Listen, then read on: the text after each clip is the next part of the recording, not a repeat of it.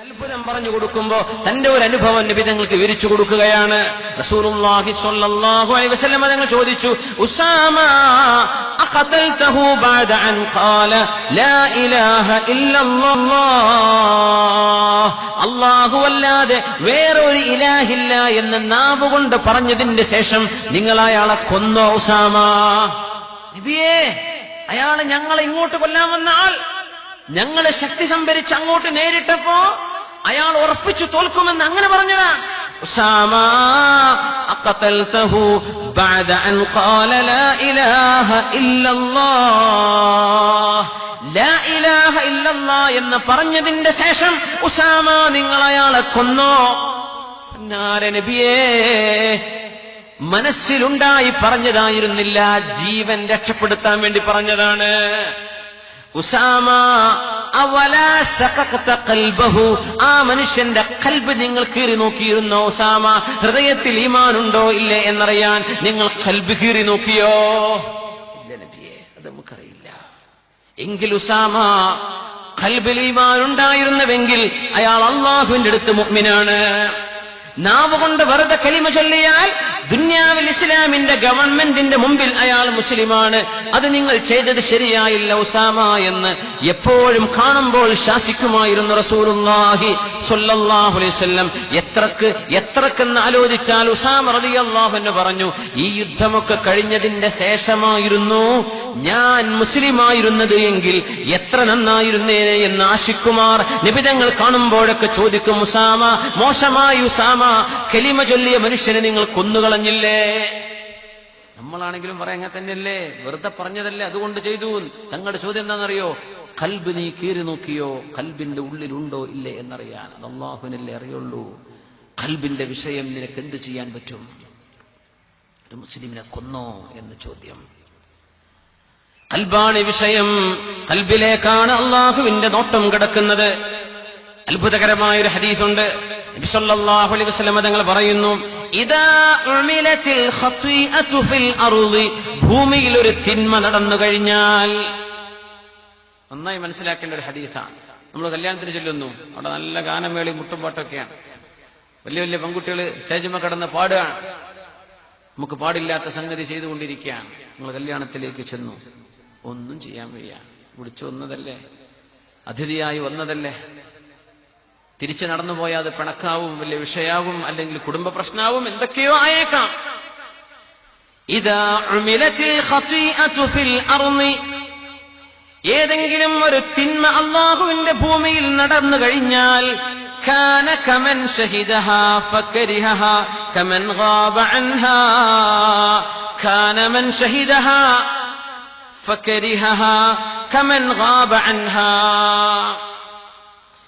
ഏതെങ്കിലും ഒരാൾ ആ തിന്മക്ക് സാക്ഷിയാവുകയും മനസ്സുകൊണ്ട് വെറുക്കുകയും ചെയ്താൽ ആ പരിപാടിയിലേക്ക് വരാത്തവനെ പോലെയാണെന്ന് റസൂലുള്ളാഹി സ്വല്ലല്ലാഹു അലൈഹി വസല്ലം. നിങ്ങൾ ചെന്നു, മനസ്സുകൊണ്ട് വെറുപ്പാണ്, നിങ്ങൾക്കത് ഇഷ്ടമല്ല, മനസ്സുകൊണ്ട് നിങ്ങൾ വെറുത്തിട്ടുണ്ടെങ്കിൽ ആ സംഗതിക്ക് വരാത്തവനെ പോലെയാണ് നിങ്ങളെന്ന് റസൂലുള്ളാഹി സ്വല്ലല്ലാഹു അലൈഹി വസല്ലം.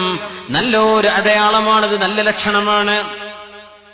ومن غاب عنها فرضيها كان كمن شهدها, എന്നാൽ ആ തിന്മക്ക് അവിടെ സാക്ഷി അല്ലാതിരുന്ന ഒരാൾ ആ സമയത്ത് ആബ്സെന്റ് ആണ്, ഓൻ ദുബൈയിലാണ്. അങ്ങനെ പറയാ, പടച്ചോനെ, ആ ഗാനമേളക്ക് ആറങ്ങാടിയിൽ ഞാൻ ഉണ്ടായിരുന്നെങ്കിൽ ഒന്നാമത്തെ സഫർ ടിക്കറ്റ് ഞാൻ എടുക്കുമായിരുന്നു. വന്നിട്ടുണ്ടോ? ഇല്ല. ഈ വന്നവനെ പോലെ അതേപോലെ കുറ്റക്കാരനാണ് ഈ പറഞ്ഞ മനുഷ്യനെന്നും നബി സല്ലല്ലാഹു അലൈഹി വസല്ലം. മനസ്സുകൊണ്ടോ ചിന്തിച്ചോ, മനസ്സുകൊണ്ടവൻ ആഗ്രഹിച്ചോ, എന്നാൽ അതിന് സാക്ഷിയായവനെ പോലെ. മനസ്സുകൊണ്ട് നിങ്ങൾ വെറുത്തോ, എന്നാൽ നിങ്ങൾ അവിടെ ഉണ്ടെങ്കിൽ തന്നെയും നിങ്ങൾക്ക് കുറ്റമില്ല എന്ന് റസൂലുള്ളാഹി സ്വല്ലല്ലാഹു അലൈഹി വസല്ലം. എവിടെയാക്കാണ് അല്ലാഹു നോക്കിയത്? നിങ്ങളുടെ ഖൽബിലേക്കാണ്. അപ്പൊ റസൂലുള്ളാഹി സ്വല്ലല്ലാഹു അലൈഹി വസല്ലം തങ്ങൾ തിന്മ ചെയ്യുന്നത് പോലും മനസ്സുമായി ബന്ധപ്പെട്ട് കിടക്കുകയാണെന്നാണ് പറയുന്നത്. ഒരു തിന്മ നടക്കുമ്പോൾ നിങ്ങൾ അവിടെ ചെന്നുപോയി പെട്ടു, പക്ഷേ നിങ്ങൾ മനസ്സുകൊണ്ട് അതിനെ വെറുത്താൽ നിങ്ങൾ അത് തിന്മ ചെയ്യാത്ത പോലെയാണ്. നിങ്ങൾ അവിടെ പോയിട്ടില്ല, പോകണമെന്ന് കൊതിച്ചു, നിങ്ങൾ അവിടെ പോയവനെ പോലെയാണ് പരിശുദ്ധ റസൂലുള്ളാഹി സ്വല്ലല്ലാഹു അലൈഹി വസല്ലം. അതുകൊണ്ടാണ് അല്ലാഹു നോക്കുന്നത് ഖൽബിലേക്കാണ്. ഖൽബിലേക്കാണ് അല്ലാഹുവിന്റെ നോട്ടം കിടക്കുന്നത്.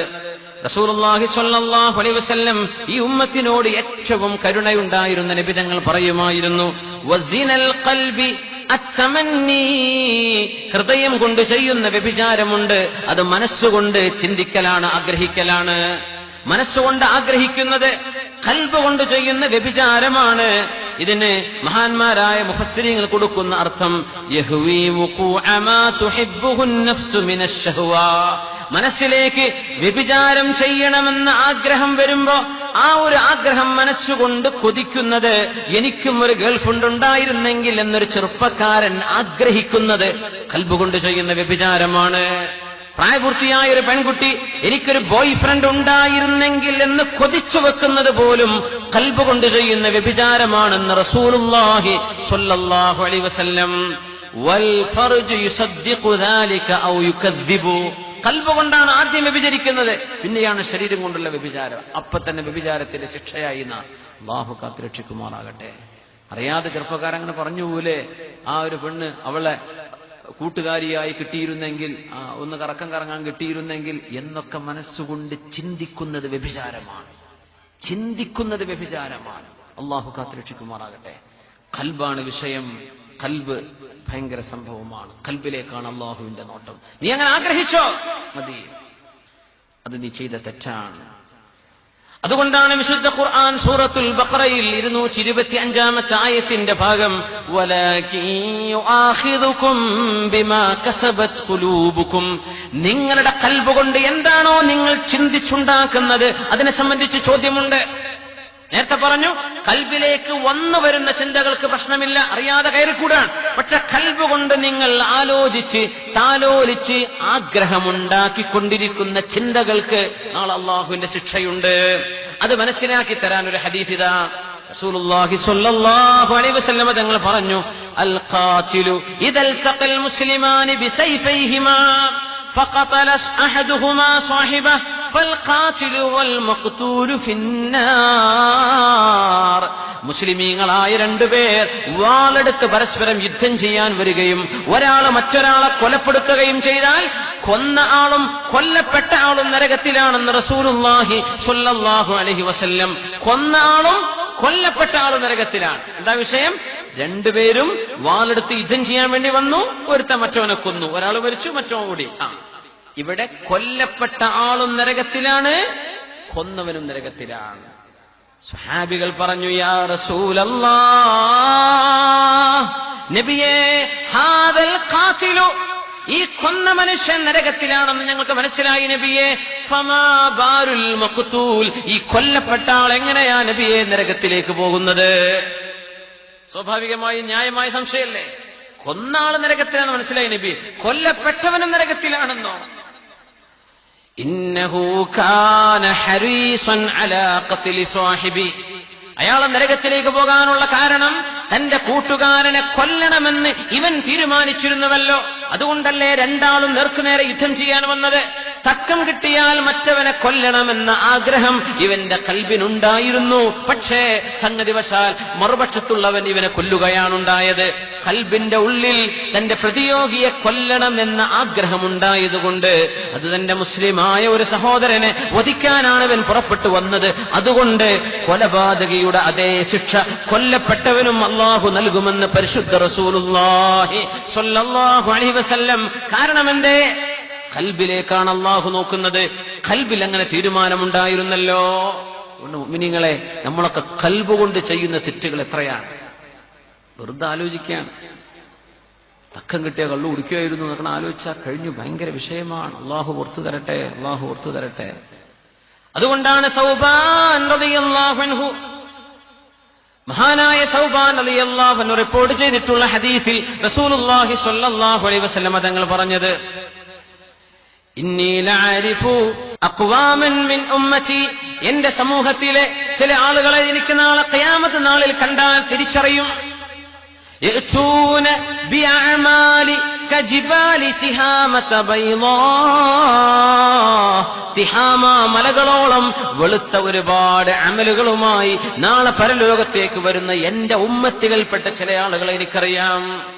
നബി തങ്ങൾ പറയാം സ്വല്ലല്ലാഹു അലൈഹി വസല്ലം, യജ്അലുഹ അല്ലാഹു ഹബാഅൻ മൻസൂറാ. ആ ഒരുപാട് നന്മകൾ മലകളോളം കീശിലല്ല കൊണ്ടുവന്നത്, ഗൾഫിൽ നിന്ന് വരുന്ന പെട്ടിയിലല്ല കൊണ്ടുവരുന്നത്. എത്രയാ അമല്?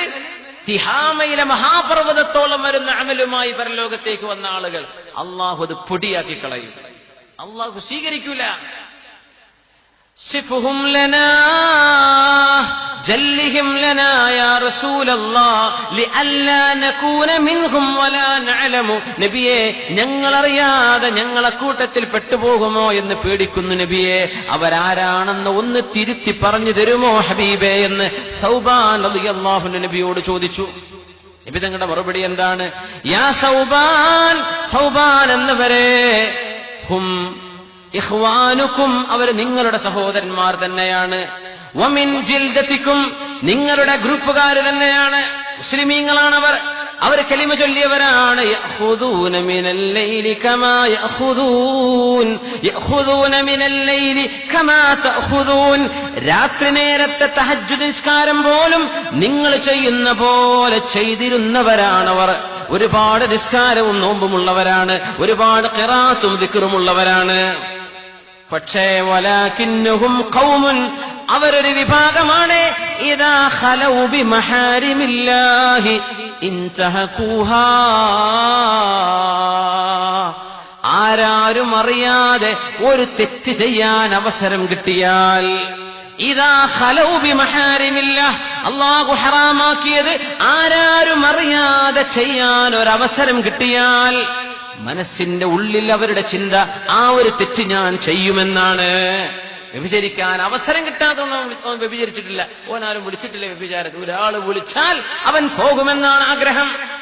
ആരാരും അറിയാതെ നമ്മുടെ നാടിന്റെ പരിധി വിട്ട് ഒന്ന് വിമാനം കയറി ഗൾഫിലോ മറ്റോ എത്തിപ്പെട്ട് ഏതെങ്കിലും ഒരു വേശ്യാലയത്തിൽ ചെന്ന് വേശ്യാവൃത്തി ചെയ്യാനും എന്നെ മടിയില്ല. എന്റെ കാരണം എന്റെ നാട്ടുകാർ ആറങ്ങാടിക്കാർ അറിയുന്നില്ലല്ലോ എന്നാണ് അവന് വിചാരിച്ചത്.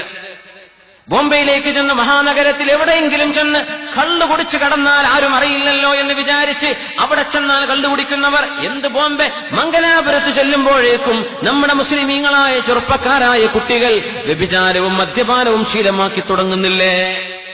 പർദ്ദ ധരിച്ചു പോകുന്ന നമ്മുടെ പെൺകുട്ടികൾ എറണാകുളത്ത് അവിടുത്തെ കോളേജുകളിൽ പോയി MBAയും BBAയും പഠിക്കാൻ വേണ്ടി പോകുന്ന, എഞ്ചിനീയറിംഗിനും മെഡിസിനും പഠിക്കാൻ വേണ്ടി പോകുന്ന നമ്മുടെ മക്കൾ ഇവിടത്തെ ട്രെയിനുകളിൽ പർദ്ദ ധരിച്ചു പോകുന്ന 18ഉം 20ഉം വയസ്സുള്ള പെൺകുട്ടികൾ എറണാകുളത്ത് റെയിൽവേ സ്റ്റേഷനിൽ ഇറങ്ങിക്കഴിഞ്ഞാൽ പർദ്ദ ഊരി വെച്ച് ജീൻസ് പാന്റും ടീഷർട്ടും ഇട്ട് തല മാത്രം ഒന്ന് മാടി അവിടെ ഒന്ന് തലമറച്ചു വെച്ച് കണ്ടവന്റെ ബൈക്കിന്റെ പിന്നിലൂടെ കൊച്ചിയിലെയും എറണാകുളത്തെയും കഫകളിലൂടെ നടക്കുന്ന പെൺകുട്ടികൾ നമ്മുടെ നാട്ടിൽ നിന്ന്, കാസർഗോഡ് ജില്ലയിൽ നിന്ന് വാഹനം കയറി പോകുന്ന പെൺകുട്ടികളുണ്ട്. അവരാ പർദ്ദ രണ്ടാമതിടുന്നത് തിരിച്ച് കാഞ്ഞങ്ങാട്ടേക്കോ കാസർഗോട്ടേക്കോ വാഹനം കയറുമ്പോഴാണ്. അതുവരെ പർദ്ദയില്ല. ഇവിടുന്ന് പോകുമ്പോ ഉമ്മയുടെ മുമ്പിൽ, വാപ്പയുടെ മുമ്പിൽ, ആങ്ങളുടെ മുമ്പിൽ നല്ല അച്ചടക്കത്തിൽ മുഖം മറച്ച് ശരീരം മറച്ച് നല്ല നിലക്ക് പോയ പെൺകുട്ടികൾ നാടിന്റെ ബോർഡറുകൾ തീരുമ്പോഴേക്കും അള്ളാഹുവിന്റെ നിയമത്തെ പിച്ചു ചീന്തി കളയുന്നുണ്ട്. അവര് നിങ്ങളുടെ ആളുകളാണ്, നിങ്ങളിൽപ്പെട്ടവരാണ്, നിസ്കരിക്കുന്നവരാണവർ, നോമ്പുള്ളവരാണ്. പക്ഷേ ഇദാ ഖലൗ ബിമഹാരിമില്ലാഹ്, തിന്മ ചെയ്യാൻ ഒരവസരം ഒത്തുകിട്ടിയാൽ അവരാ തിന്മ ചെയ്തിരിക്കും. അത്തരക്കാരുടെ അമലുകൾ നാളെ അള്ളാഹു പൊടിയാക്കി കളയുമെന്ന് പറഞ്ഞത് മുഹമ്മദ് റസൂലുള്ളാഹി സ്വല്ലല്ലാഹു അലൈഹി വസല്ലം. എന്തേ കാരണം? ഖൽബിന്റെ ഉള്ളിലുള്ള ചിന്ത അതാണ്. ഇവിടുന്ന് തക്കം കിട്ടി വാപ്പയും ഉമ്മയും കുട്ടികളൊന്നും അറിയില്ലെങ്കിൽ ഞാൻ കോലം മാറും. ഈ ചിന്ത ഉണ്ടായിരുന്നവർ, കള്ളു കുടിച്ചവരെന്നല്ല അതിന്റെ അർത്ഥം, അവർ കുടിച്ചിട്ടില്ല, തക്കം കിട്ടിയ ഞാൻ കുടിക്കുമെന്നവന്റെ മനസ്സിലുണ്ട്. വ്യഭിചരിച്ചിട്ടില്ല, പക്ഷെ ഉള്ളിന്റെ ഉള്ളിൽ സംഗതിക്കൊന്ന് ഒത്തുവന്നാൽ അവൻ ചെയ്യും എന്നവന്റെ മനസ്സിന്റെ ഉള്ളിലുണ്ട്. അതുകൊണ്ട് നരകത്തിലേക്ക് പറഞ്ഞേക്കപ്പെടുന്ന എത്രയോ നിസ്കാരക്കാരും നോമ്പുകാരികളും നിസ്കാരക്കാരികളും നാളെ എന്റെ ഉമ്മത്തികളിൽ നാളെ ഞാൻ തിരിച്ചറിയുമെന്ന് റസൂലുള്ളാഹി സ്വല്ലല്ലാഹു. അത്ഭുതം പറഞ്ഞു കൊടുക്കുമ്പോ തന്റെ ഒരു അനുഭവം നബി തങ്ങൾക്ക് വിവരിച്ചു കൊടുക്കുകയാണ്. റസൂലുള്ളാഹി സ്വല്ലല്ലാഹു അലൈഹി വസല്ലം തങ്ങൾ ചോദിച്ചു, ഉസാമ അഖതൽതഹു ബഅദ അൻ ഖാല ലാ ഇലാഹ ഇല്ലല്ലാഹ്, അല്ലാഹു അല്ലാതെ വേറൊരു ഇലാഹില്ല എന്ന് നാവ് കൊണ്ട് പറഞ്ഞതിന്റെ ശേഷം നിങ്ങൾ അയാളെ കൊന്നോ ഉസാമ? നബിയേ, അയാള് ഞങ്ങളെ ഇങ്ങോട്ട് കൊല്ലാൻ വന്ന ആൾ, ഞങ്ങള് ശക്തി സംഭരിച്ച് അങ്ങോട്ട് നേരിട്ടപ്പോ അയാൾ ഉറപ്പിച്ചു തോൽക്കുമെന്ന് അങ്ങനെ പറഞ്ഞതാ. ഉസാമ അഖതൽതഹു ബഅദ അൻ ഖാല ലാ ഇലാഹ ഇല്ലല്ലാഹ്